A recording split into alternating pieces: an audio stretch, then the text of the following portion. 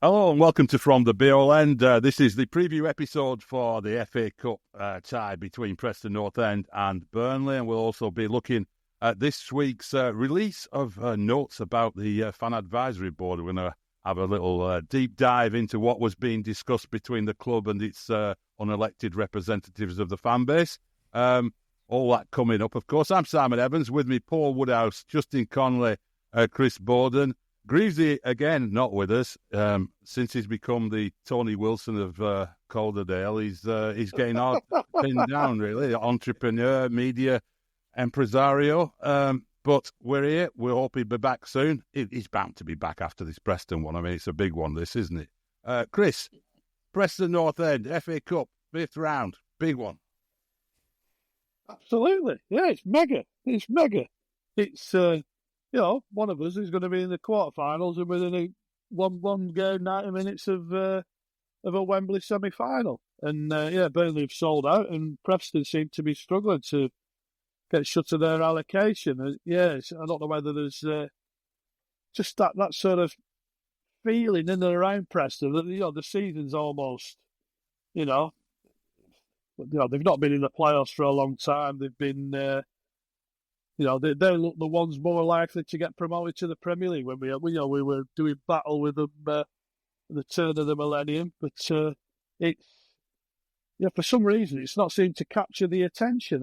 North End they've had games against Chelsea in the Cup, and Arsenal went there and won 3-0 earlier this season. And there's a sort of feeling in and around Preston that they don't quite show up on the big occasion. We have to hope that remains the case on Saturday, because they will be tough to beat. Because Arsenal are one of only 3 teams have won at Deedale all season. Sheffield on opening night, Arsenal, and bizarrely Bristol City the other week. But it will be. So you throw in the Hannibal and Osmajic equation, and it's going to be. I think Paul Heckingbottom used spicy today. I think it's going to be exactly that.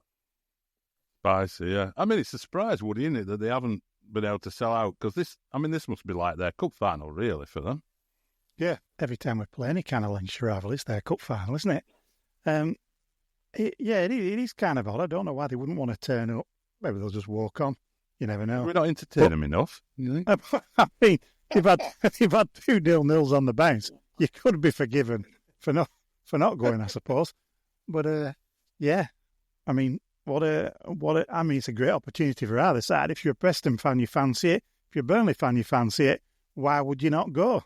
Simple as that. Wembley beckons. Yeah, are you getting FA Cup fever, Justin? I am. Yeah, I mean, provided we play our strongest side, I've got every confidence. I think there's the way the draw's fallen, the way the teams have, a lot of the top teams have fallen away, it's a massive opportunity for someone, isn't it? I don't know why people aren't more excited about it. I mean, apart from anything else, it can't be a 0-0 draw, can it?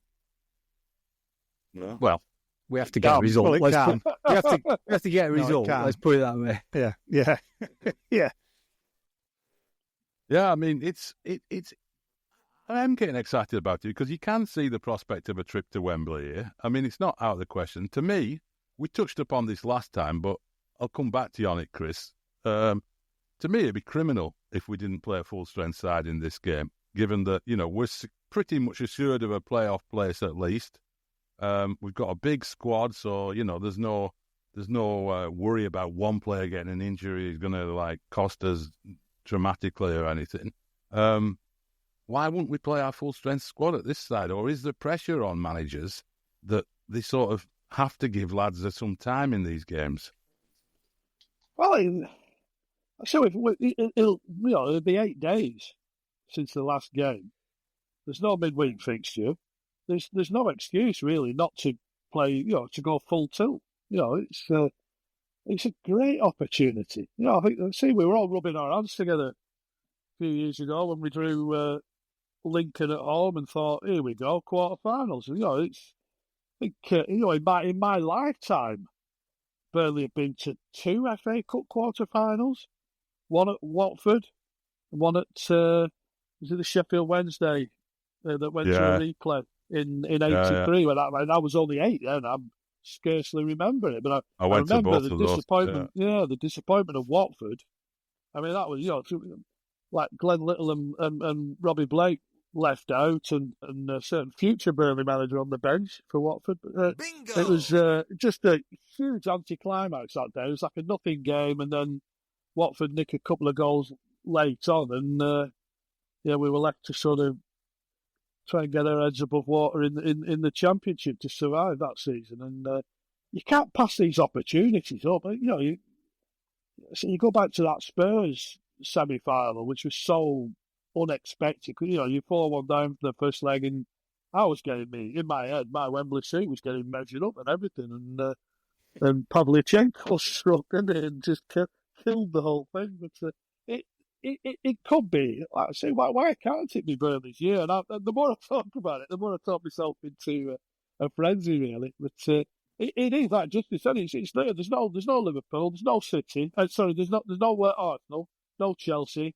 United or Fulham are going to go. There's a couple of other old Premier League ties, and see, I'm back Burnley too. Don't matter who they are at the minute. Anyone looks at Burnley and thinks, how on earth we're going to score against this lot? Our reputation precedes us. And I don't think Haaland will be thinking that, to be fair. Well, he does all right, doesn't he, the lad? But you never know. You might play a City side that's, if you drew City, they might be weak, and they might still be top drawer. But even there, you can get at City this season, can't you? They're not impregnable, are they? Given our record against City, I'm saying no to that, Chris, at all. Well, I say we were used to getting battered in the old second division by them, weren't we, and things like that. They got Plymouth, though, in the next round. They've got to get past them first. A giant killing Plymouth. Could happen. Yeah, I mean, would it? There's not much point entering the FA Cup, is there, if you get into a situation like this and you just play your reserve team? I mean, I do, the way I put it to Chris was, I think a lot of players now sort of have it in the back of the mind, if they're not in the team, well, I'll be playing in a few weeks because we've got a cup tie. I should get a run out then. And then if they don't, it feels a bit of a kick in the teeth. But ultimately, you enter competitions to try and win them, or at least go as far as you can, don't you? I mean, yeah. I mean, I don't care who you are, especially when you start getting to the business end. For the likes of us, we very rarely get to the business end, as Chris pointed out. And when you do get somewhere near the business end and you get a nosebleed and you start, thinking, aye, and you like you say, the draw could open up extremely nicely. The competition's opened up extremely nicely. Why wouldn't you? I know we're playing Tuesday, Saturday, and we'll go absolutely apeshit if people start picking up injuries and we don't manage to go through in it. When it impacts our league form, etc., etc. But why think about that when, you're not going to get too many opportunities like this, are you? Arguably. They don't come along too often. So, no. Yeah. I mean, and ultimately... Let's go for it. Ultimately, to be honest, if Burnley could get to the final of the FA Cup, I'd take that over automatic promotion. I mean, I know financially and all, there's loads of reasons why we need to get back to the Premier League, but just purely from a fan's point of view, I'm not that bothered about going up to the Premier League this year. I wouldn't mind another year in the Championship, but if you could combine a really good year in the Championship with a glorious run in the FA Cup, that'd be a season you remember for a long, long time, wouldn't it? Whereas I think, promotion, we've had a few of them, haven't we? I mean, it's something a bit different, Justin. Yeah, well, I've said it before. I think, I don't know about just getting to the final. I think when you get to the final, you really want to win it, don't you? But I don't think there's a Burnley fan around who would, sacrifice winning the FA Cup for a place in the Premier League next season. Everybody would want to go to Wembley, have a great day out, and come back with some silverware. That's what football's all about, that glory moment, isn't it? Like you say, financially, getting back into the Premier League is probably an imperative for the owners of the club, but from a fan's perspective, winning something or having a couple of, if you get to the final, it's 2 trips down to Wembley, isn't it? It starts getting a bit expensive then. But you know, I don't know anybody who wouldn't want that. I mean, surely. Imagine a playoff final as well. 3 trips to Wembley in a 3 trips season. to Wembley. God. Be unbelievable. Like a second home for us. It'd be the proudest day in our lives if we. Can you imagine lining up and they start with Abide With Me, and there'll be some people who obviously remember 62, and you know, there's some who were probably there.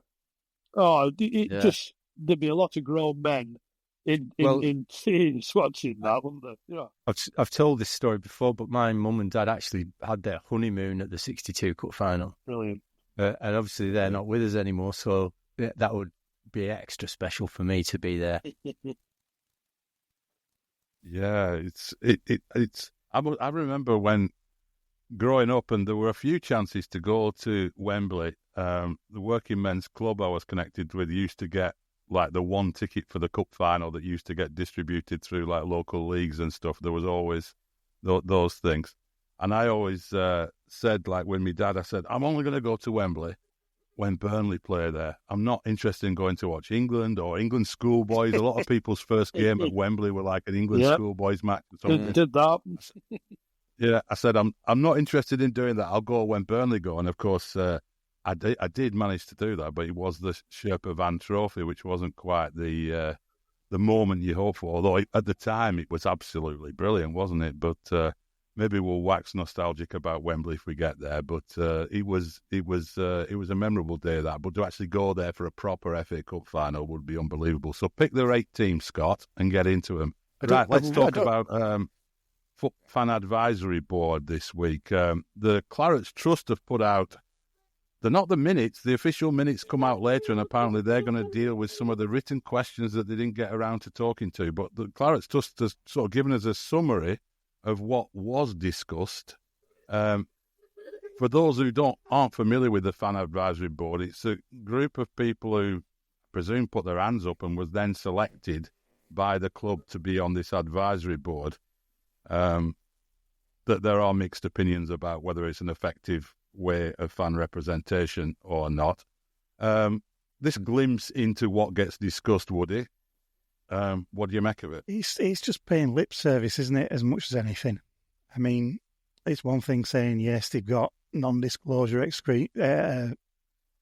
agreements and things along those lines, but it's like, we're big boys and girls, we can take it, you know, if there's something bad going on, you know, and granted, don't get me wrong, goal music, at what time it should be turned off, turned on, what temperature the pie should be at, you know, whether they can fry chips in the concourse, whatever the fuck it is that they're talking about, fair enough. And God bless them for writing 1,300 words on that shit, you know. But I mean, it's one of those things. I don't want to be too harsh on them because it's not necessarily their fault, is it? Well, it's not. I don't think it's their fault. They have to turn up, and then it's you know, Al and the boys who are telling them what they can say. But it really is just pretending to liaise with fans without telling them necessarily what's going on, and it's just, most of it's just bollocks. You know, they're the kind of conversations that you have when you run out of things to say on a podcast. Which is exactly what we're going to do, of course. Exactly. But, I mean, Justin, there's some serious issues to be talked about with the ownership of the club, isn't there? I mean, I'm sure if we got a chance, if ever Alan Pace responded to the open invitation to come on from the Beale end, we'd have a long list of questions to ask about finances, about what's going on with Mike Trezor, what the transfer strategy is, do we need to go up this year, what happens if we don't go up this year? I mean, there's a ton of issues that would concern you as a Burnley fan. And it seems the focus from what we've read was pretty much on why aren't the fans creating a better atmosphere at the Turf? Yeah, well, it seems to be more about the relationship between the club and the fans, doesn't it? It seems to be, you know, what the club sort of making various suggestions about what they might do to improve the atmosphere, and the fan advisory board's advice about what not to do being totally ignored, on them going ahead and doing it anyway. Or in the case, I mean, it doesn't seem like they actually consulted them about this, playing music after we score a goal, which obviously came in just at the point when we started scoring a few goals, but this riles me more than anything else. All this. Woody described it as bollocks. All this absolute bollocks about trying to manufacture a better atmosphere. You know, we talked about this last season. We went on about it last season with the drum and the flags and all that stuff. As someone who goes to Turf Moor to watch games, I can tell you that everything that they've done to try and improve the atmosphere has made it less enjoyable to go and watch games of football. The guy shouting at the top of his voice, "We are seconds away from kickoff. Let's hear it for Burnley." You know, just as there. I mean, what it actually achieves is to totally kill the atmosphere. You know, because there's no point in making any noise because nobody will be able to hear it over the guy shouting over the tannoy. It's just so counterproductive. And all the other stuff that they've tried to do, the flag thing, I mean, that never got off the ground, did it? I mean, and to be honest with you, the last thing I want when I'm at Turf Moor is to have someone sat in front of me waving a fucking flag. I want to be able to watch the game. Do you know what I mean? I think they misunderstand the English football has never been like that, has it? There's never been like top note atmosphere for 90 minutes and before and after the game. It's never been like that. It might be like that in other countries. I think you've said in the football league over there, you know, they do have quite high level atmosphere all the time, all through the game, and it's not really reciprocal with what's going on the pitch. The game is kind of, you know, goes on despite the atmosphere in lots of ways. It's never been like that here. In that thing for the fan advisory board, they go on about how, well, we better get something done. We've got Sheffield United coming up. We need a great atmosphere for that. That game will take care of itself. Yeah. That game is going to be the most consequential game of the season. Everybody's going to be keyed up for that one. They don't need to worry about the atmosphere at that game. All they need to do is just turn the fucking music off and the atmosphere will look after itself. So I apologise for my bad language, but this riles me more than anything else. Let's say you think of the mega atmospheres at Turf Moor in recent years. You know, I mentioned that Tottenham game. I mean, the place shook. The place shook when Robbie Blake scored the winner against Manchester United. You know, the Arsenal game at home in that the cup run. You know. The derby always seems to come off. You know, I think I caught Sam Allardyce talking about the atmosphere, and he felt it was like evil. You know, this sort of, you know. So I mean, I've never quite felt that, but obviously, you know, to an opposition manager, that came across to him that manner. It does it. When required, it ramps up the fans, doesn't it? You know, like the Sheffield game. You know, I say it will, as Justin says, take care of itself. But this has been going on for 20-odd years. With Dave Edmondson doing his more than 90 minutes campaign and about how, how the extraordinary have become ordinary. You know, Burnley being in, you know, the thrill of going to grounds like Ipswich and Wolves and West Brom had worn off at that stage. You know, Burnley fans of a generation had never been to these big grounds for a long time, and you know things like that. The all sorts of little gimmicks to try and push the atmosphere, but I don't think it's that bad, to be honest. I think the cricket field stand helps. I think maybe if that was extended, I think well-known Burnley fan Rocket, who's sort of saying after a few of the messages around the advisory board's meeting, just sort of saying maybe if the cricket field stand was all Burnley fans, and you know the sort of the design of the roof keeps the noise in. You know, let's shunt the away fans to maybe let's say the bottom of the Jimmy Mack or something like that, a little corner in that, and where the noise drifts away, it dissipates. It did say in that report one little thing that got less attention than various musical suggestions. Was that the safe standing area is going to be expanded quite a lot, which you'd think would help that cricket field stand sort of dynamic there. But it always comes back to that question, well, where do you put the away fans then, doesn't it? You know, if you, I mean, it would be loads better, but there's got to be some solution to that. North stand, lower tier, cricket field stand end, it's absolutely freezing there and the wind whips round. But they managed to separate them in the cricket field quiet. stand, haven't they? They managed to separate them in there. Yeah. That was I suppose always the police would have the say, wouldn't they, as well, and all sorts of stuff. You're literally doing it at the other end, maybe, if you have them in the Jimmy Mac, aren't you? Just different operation. They can drive out without going through town centre that way, can't they? They can head to Cliviger that way. Well, it would from buses. It'd probably be easier in some respects to whip them off that way, wouldn't it? But you think, like I said, we've had, I mean, if you can remember Jeff Brown sort of trying to whip up the crowd and things like that. We've had all sorts over the years. We've had half-time entertainment. We've had dogs walking around the pitch with these posh coats on, and we've had somebody lives his sport girls and various music acts. Do you remember Chico? And oh, we all remember Chico, I think. Yeah. We've tried all sorts. Like the football takes care of itself, and if it's important enough, and it's a two-way street, isn't it, with the team as well? So I'd love to be able to go back in time and go on longside and see, because in my mind the atmosphere was loads better in the old ground before they built the 2 new stands. But I don't know if that's just a nostalgia trick, whether it weren't really like that. I mean, obviously it wasn't when they were. I think it was. I think because there was a focal point for it, wasn't there? There was a place in the ground where all the idiots who wanted to cause mayhem went. You know, we don't have that anymore. We don't have that sort of place where all those people who want to sing and want to, you know, can congregate.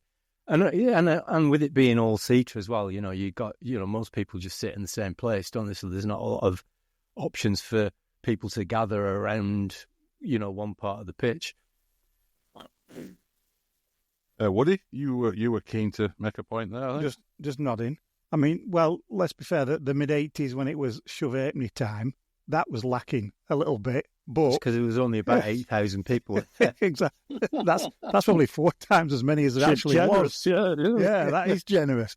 But as soon as he built like James Hargreaves, once he built that out, you know, and reworked the long side, as soon as it went all seater, you lost a considerable chunk of that atmosphere, and that's what happened. That's what happened to football round about that time, and we were relatively late, weren't we? You know, redeveloping the ground, and it's quite simple.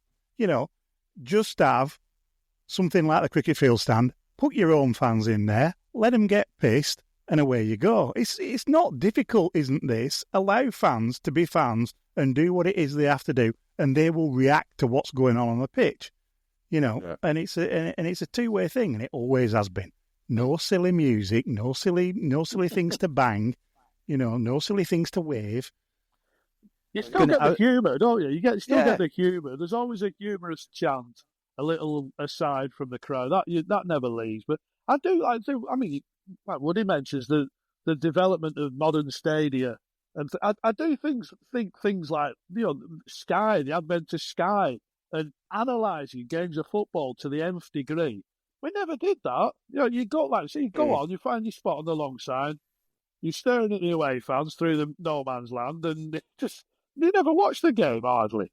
But nowadays, we're sort of sat there and we think, oh, probably should have played wing backs today. We need to play through the lines a bit more. And transition's not great today, is it? And like, we're just engrossed in this chess game a bit more than we ever were, I think, and that sort of takes away from it, I feel.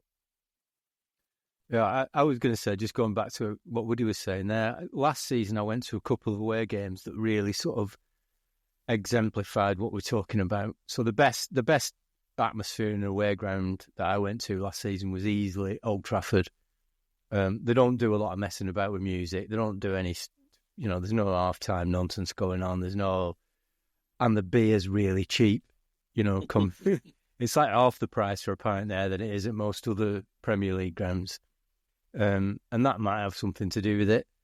The worst by far was City, you know, the stupid light show before the game, the musicians on podiums, various places outside the ground playing. Well, they're all playing Blue Moon, aren't they? Let's be honest. Inside the ground, they even play over the tannoy, like the players' individual songs after if someone scores a goal.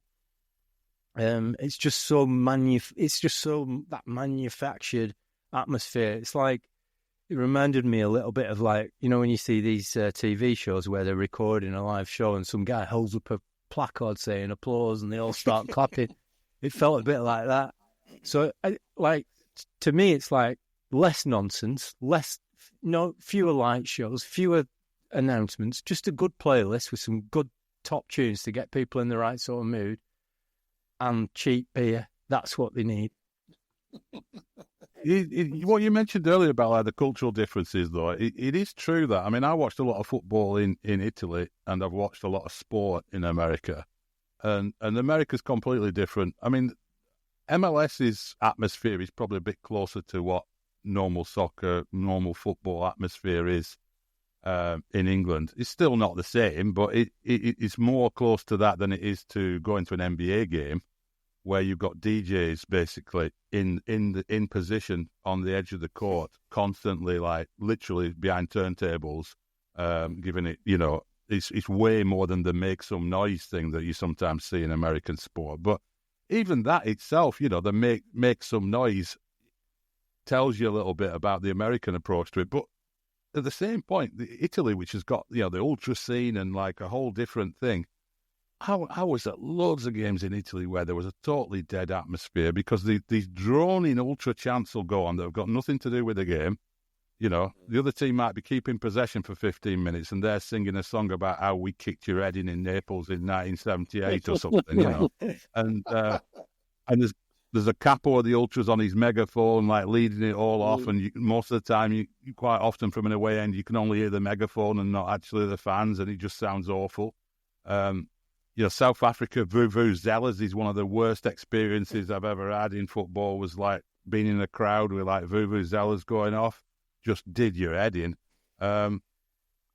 It is culturally specific. You know, Germans get really into it, but that is also a little bit manufactured sometimes in the Bundesliga. You know, the whole sort of when they're announcing the teams and they say, like, you know, number 9 Thomas, and the crowd go Muller. You know, it's just all a little bit like pantomime-ish, I think, Bundesliga stuff. But you do get places like Dortmund where you got a fantastic home end and a great atmosphere, and some of the smaller clubs too. I do think the all seated grounds thing was what changed it in Britain, and I don't know if you can quite go back to that without really expanding the safe seating, which I don't see any reason why they can't do now. It's proven to be fairly safe. Nothing's happened. When they've tried it out, there's not been any crushes or any terrible incidents happen. They can expand that out and just calm down a little bit with, like, constantly policing fans. And you see it amongst Burnley fans with, like, these debates about the chants, whether they're appropriate or not. It's football. You're drinking beer, you're venting, you're at the stadium. It's probably not always going to be politically correct or supportive of Mike Trezor's personal feelings about matters or whatever. It's football. It's a football stadium. It's not meant to be like polite society. So I don't think their approach of, like, they've got an American mentality there, definitely, of we need to do something to create an atmosphere. We need a fan experience in that sense, which is why they've got a fan experience manager, presumably. But best experience is popping ball it back at net more than opposition. That's a great experience. Exactly. Exactly. Yeah, but it is different though, isn't it? When you go on an away day, you tend to make more noise than you do when you're at home, don't you? We see that at Turf Moor all the time. The away fans, especially if there's a lot of them and they're from nearby, they always make a lot of noise. I don't think I've been to a game this season, either home or away, or last season, where either us as away fans or the away fans at Turf Moor haven't sung that "Is This a Library" song. You know, the home, you know, the away fans are always. And why is that? Is it because you're on a day out, you've had a few beers, you know, you're all. It's a totally different circumstance to what you're used to. You're in enemy territory. There's a bit more camaraderie about it. Yeah, exactly. I don't know, but Why does that happen to the away fans, but it doesn't happen to the home fans? It's Jolly weird... Boys' day out, isn't it? Yeah. Yeah. So just transfer that to the home end. It's simple as that. Once you started like splashing people all over the place and turned everything into the Bob Lord, it was fucked. Yeah, never been to a away game where anybody sat down in the away end. Yeah. Even if it's not safe standing. Oh, I remember nearly breaking my shin at Scunthorpe when Steve Davis scored a last-minute equaliser. Just safe standing. No, I don't think so. But there were quite a lot of suggestions of music, because even if we go very hardcore old school and say it's just the football that creates the atmosphere, there is going to be music before the players come out on the field and after the game and so on. There was a thread, and there was the report from the Clarets Trust as well, talking about what songs should we have to go out to. It's amazing that this generates so much discussion, but I thought what we'd do is just have a little listen to bits of some of the songs that we've used and decide whether you bring them back or not, or whether they worked, or whether they should be binned forever. And then maybe, and I have one little suggestion for the end of what might just create a bit of a buzz before kick-off. But let's start off, no particular order, but yeah, Popsters, here we go.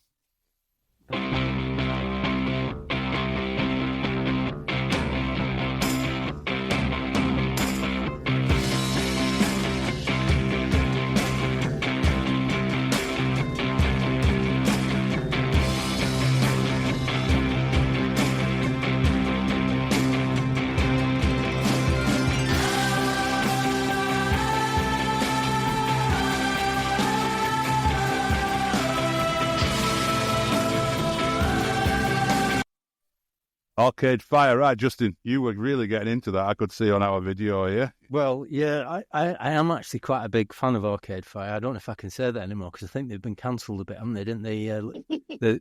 The Win Butler, the singer there, getting himself into a spot of bother a couple of years ago. We won't discuss that any further, but that was one of my favourite all-time coming out to songs. I think it's got the real sort of positive vibes about it, and a sort of call to arms. I love that one. Thought it was a bit of a dirge myself, but I'll be feeling I'm in the minority here. There's a version I'm not a fan of it as well. It's a good track. Yeah. Would he? No, I'm not a fan of it. I'm not. To a piece on that one. Yeah. There we go. Right, this one, I'm not sure if this one has ever properly been used. I've heard it on the Turf. I'm not sure it was ever officially the introduction music, but it always gets mentioned in any discussion about it.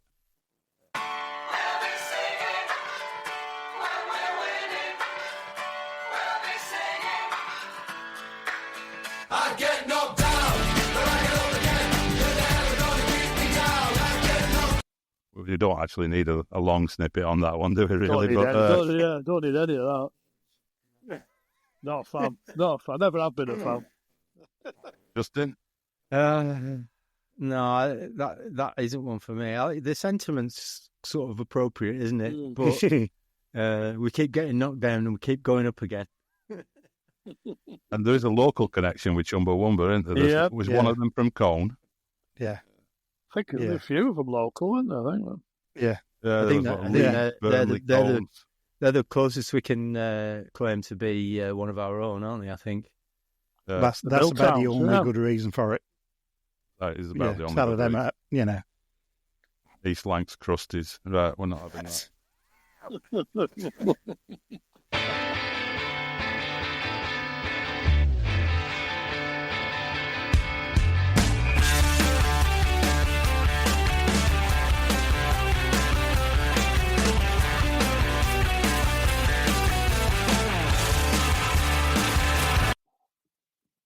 That one, to me, like immediately comes into my... If I ever hear that song, it makes me think of the Turf. It makes me think of the Sean Dyche era at Turf Moor, really. Bingo. Bingo! Woody, what do you make of that one? I mean, it's just that one where you just keep seeing where Elliot's goal going through your head constantly, your mind's eye, don't you? You know, I mean... They still do that now. They still play that video on it. Do they? it's still one of those. It's one of those little guilty pleasure songs. Let's put it that way. You know what I mean?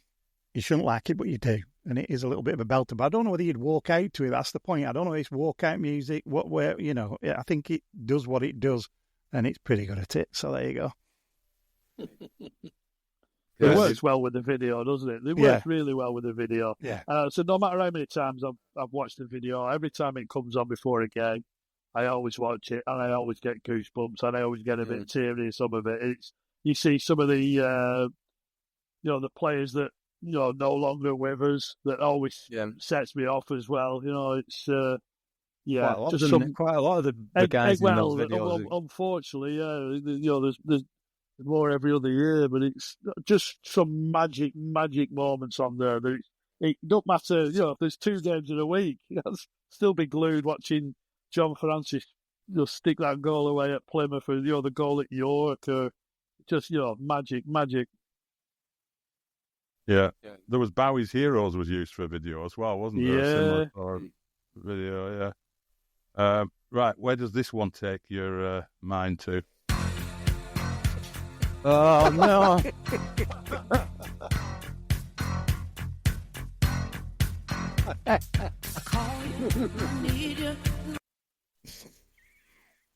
Nelson Cricket Club, 1986. Wank Wilker. Nelson Cricket Club, 1986. Really good, yeah. Oh man, it is definitely a feeling of the 80s. I can see Chris Pickford walking out the tunnel now, just like Andy Farrell, people like that. Has anybody used less imagination in coming up with a walkout tune than when we did that one? And everyone were already doing it. Whether you go to Stoke City or somewhere, they don't. Everyone literally were playing that one. But we were in 4th division, but we were simply the best. It's like that chant, by far the greatest team. The 40 pipe down, you Shrewsbury man. Right. Last one of the ones. This one we heard very recently.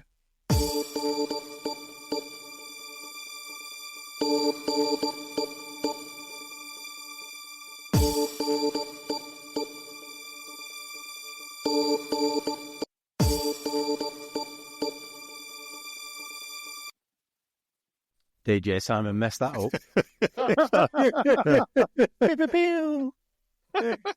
He gets played that often. It's worn out needle, you see.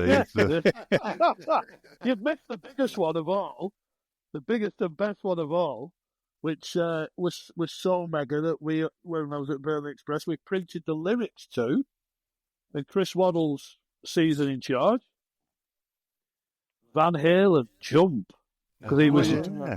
It's what he had in his time at Marseille, and he loved it so much and introduced it at Burnley, didn't he? Right. I get an attempt to get nothing gets me down. Watching... Exactly. Yeah, no wonder that. You have to be paying to watch Lee Howie play, but you'll enjoy the music. Did they use U2, Elevation, for a spell as well, or is that my mind playing tricks on me? I can't remember. Oh, I don't know. This is my suggestion for what they should play anyway.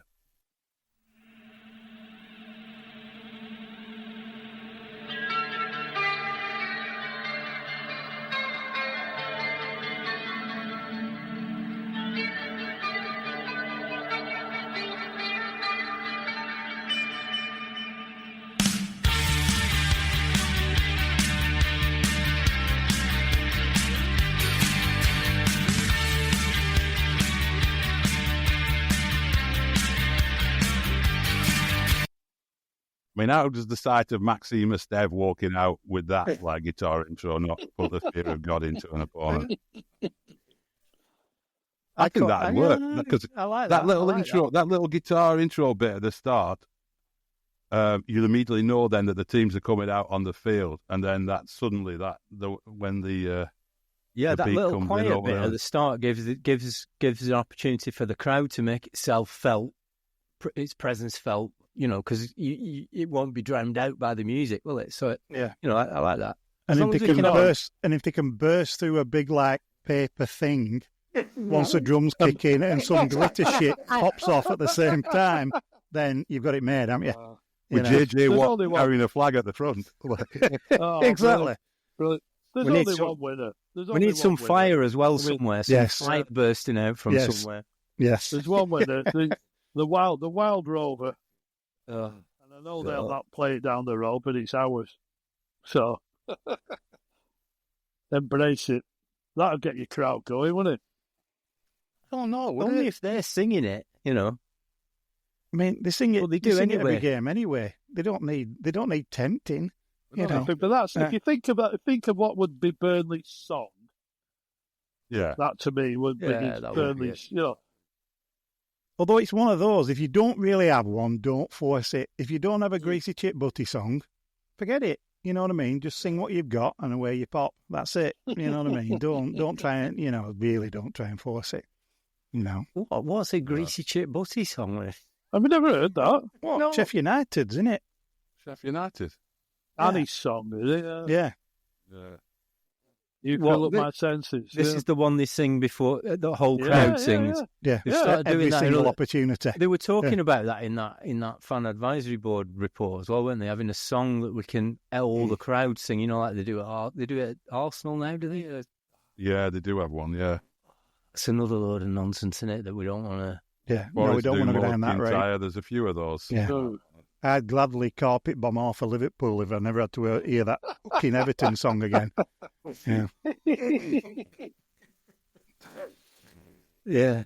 Yeah, me too. Well, I tell you what, we will listen to your suggestions. If you want to fire in over social media, any musical suggestions, I'm sure there'll be a few. I'm just throwing She Sells Sanctuary out there as an idea. Nothing, there's no 3-line whip on it or anything, but we'll just see how that goes down. If Bobby wants to give me a bell, I'm happy to point him in the direction of the Cult's greatest hits. He'll find it on there. Well, let's have a look forward to this FA Cup this weekend. Enjoy it. We'll be back on Monday to talk about it, debrief it, and any suggestions we might even discuss as well on Monday. But until then, have a great weekend and up the Clarets.